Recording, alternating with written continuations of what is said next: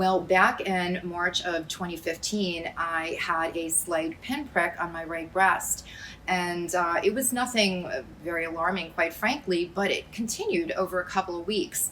And then later on, I had gotten an ache under my right arm. So I went to my gynecologist, and, we did a mammogram. I had just, in fact, had a mammogram that January and a mammogram back in August of 2014, and everything came out normal.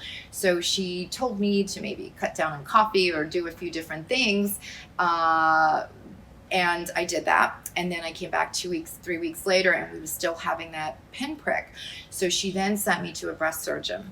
It was that point I went to the breast surgeon, and we did another mammogram, and we did an ultrasound, and everything again came back normal. So 3 tests within a very short period of time showed normal. And it was at that moment when I was walking out the door of my breast surgeon's office looking back, and I said, something doesn't feel right.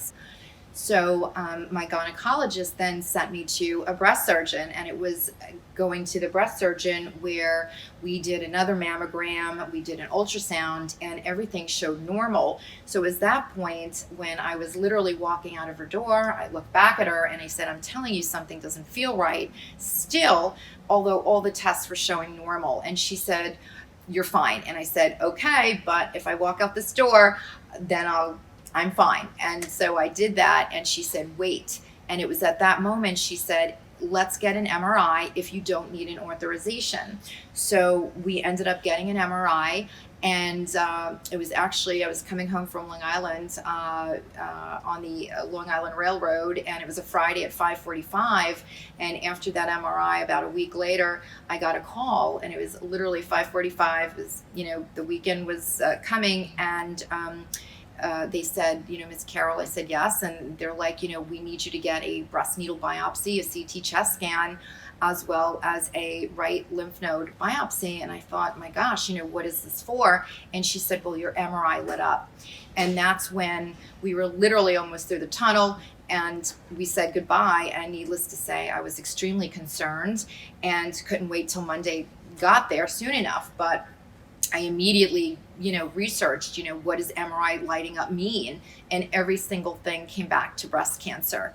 So it was that Monday, which again could not have come fast enough. I called the office, and I, got in to get those tests scheduled.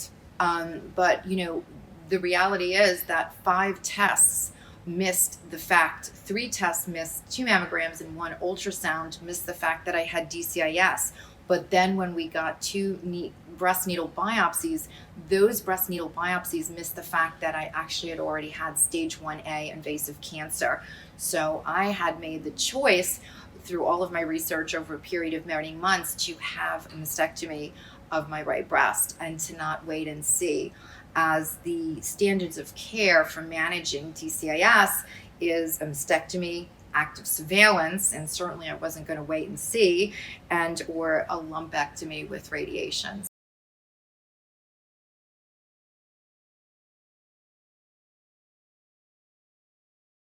One piece of advice, and I'm going to give you a few, if that's okay, and I'll go through them. There's 3 of them. First of all, listen to your body. Listen to your gut and follow your instinct. Also, research and take notes and become knowledgeable about your diagnosis. And lastly, make sure you get a second opinion if that's what you feel you need. So when I say listen to your body and follow your instincts, it was that slight little pinprick that made me think, something just doesn't feel right, and go to the doctors. In New York, we have a saying, if you see something, say something. Well, with your health, if you're feeling something is not right, then you need to do something about it. Just don't relegate it and delegate it to, forgetting about it. Peter Criss is, from the band Kiss, and back when he was in Kiss, he actually developed breast cancer. And while men have a very small percentage of getting breast cancer, 1%, 2,600 in a year, or 1 in 800 to 1,000, the data varies. The point is, he too advocates for listening to your body. Don't feel embarrassed, do something about it. And a very good friend of mine, Francine, she had given me this little note saying, follow your instincts, they're amazing, and you got this. So definitely listen to your gut instincts, and don't be fearful. I always say, wouldn't you rather know that you have something soon and address it, or maybe nothing at all and not even having to worry? The second thing is research. And when I say research, when I would get my pathology reports, my MRI reports, and my ultrasounds, I always wanted to know, what did the words mean? And the fact is, you need to go to your doctor's appointments with questions. And that really helped me be much more informed. When you go into your doctor's office, you have a certain amount of time, maybe 20 minutes to meet with the doctor, and you really have to make the most of that time and ask the right questions. However, there is a lot of information out there, and the information that you want to always stay focused on should be based in science and evidence-based. And the last thing I advocate for is getting a second opinion. I knew no one with breast cancer at the time, except for around that April, March, Rita Wilson, singer, actress, Tom Hanks' wife, had come out with breast cancer. And the fact is, she had a friend of hers say, maybe you should go for a second opinion. And it was then she found breast cancer, as well as Sandra Lee, celebrity chef and such, an author, and at the time, Governor Cuomo's partner. She very much had DCIS as well, and she was the only other woman I knew at the time with breast cancer. So you really want to make sure you get a second opinion.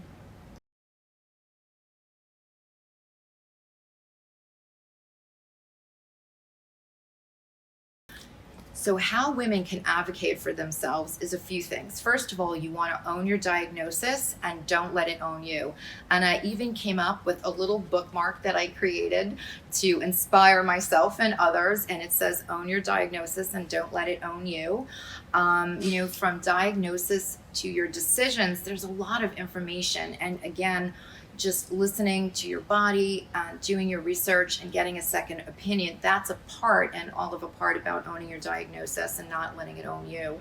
And not to sound cliche, but truly, knowledge is power.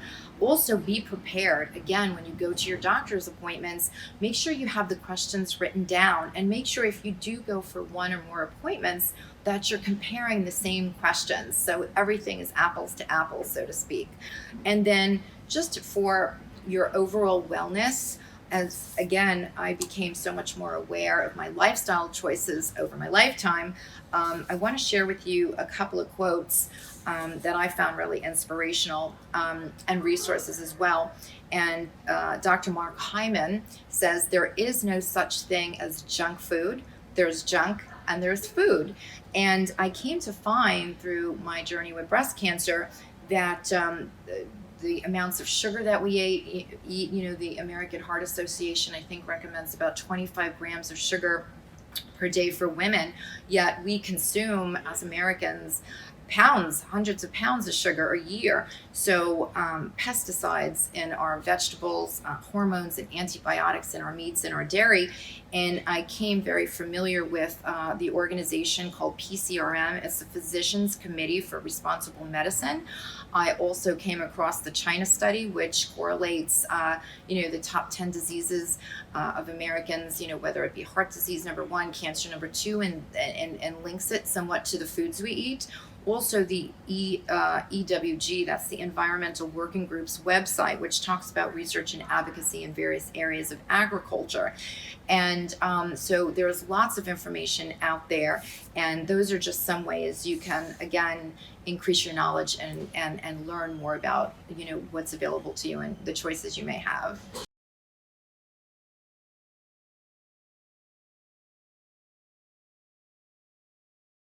So what women can do to feel less alone is, certainly when you're first diagnosed with breast cancer, having never had cancer, I don't have the BRCA gene, we don't have breast cancer in the family, it's horrifying to hear those 3 words, you have cancer. And so it's as well, it's not to diminish lung cancer, pancreatic cancer, or other kind of cancers, but, it's of a very private part of your body. So you feel embarrassed. But the one thing that's so important that I want to get across to you watching this is don't feel embarrassed and speak to other women about it. Don't go it alone because it's not easy.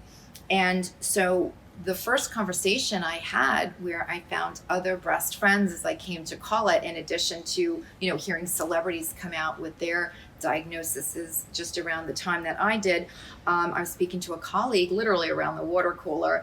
And I said to her, Renee, I'm going to be out for a few weeks. And she instinctively said to me, breast cancer? And I said, yes. And so she, in a turn, introduced me to two other women who actually were had procedures that I was thinking about having myself. So that was really a huge breakthrough to speaking about it. And it was from there, a good friend of mine who knew each other for 10 years, my friend Christiane, she lives in Paris.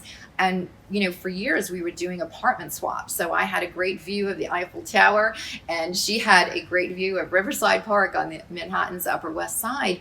But it was when I was diagnosed and telling her, Christiane, I'm going for breast surgery, she said, Arlene, I've actually had, I've had 4 surgeries in 2 years. And we never spoke about it, and we were great friends. So really speak about it, and find also yourself a breast friend. And what I mean by that is those were women and men who were there to listen and help me with my diagnosis and go to doctor's appointments with you. So if it's a friend, a colleague, or whoever, just find someone who will come and help you get through it as well.